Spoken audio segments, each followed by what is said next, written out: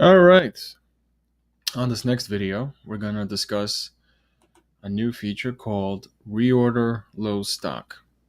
Now, what that does is it generates reports telling you what is low in stock and what the buyers need to do, or I should say, what they need to reorder in order to maintain stock level.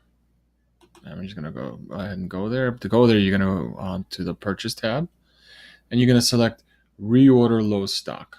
And obviously over here, you'll see that you have SKU, you have title, and here's the flag that kind of sets this report in motion. You have the low stock alert. This tells you this is the flag that's set that if this goes below down this threshold, it should come onto this report and tell you that you need to reorder this item. Now, to make changes to this, you have to go into inventory, view inventory, and then you're going to have to select the product that you want to make changes to.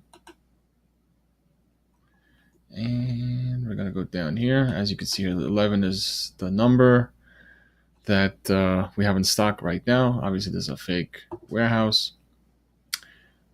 And then the threshold here is set to 12. So we're going to go ahead and leave that.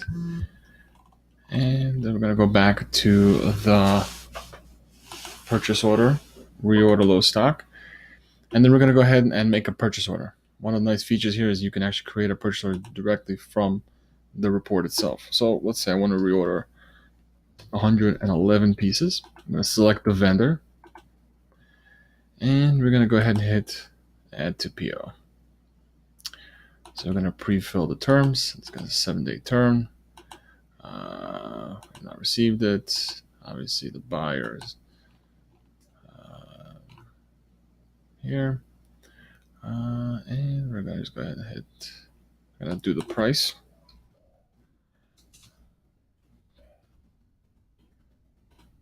Save. And our item is, our purchase order is saved.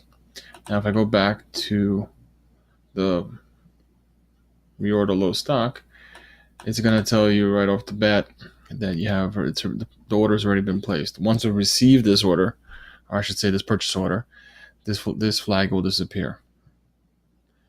And this is pretty much how you create a reorder low stock.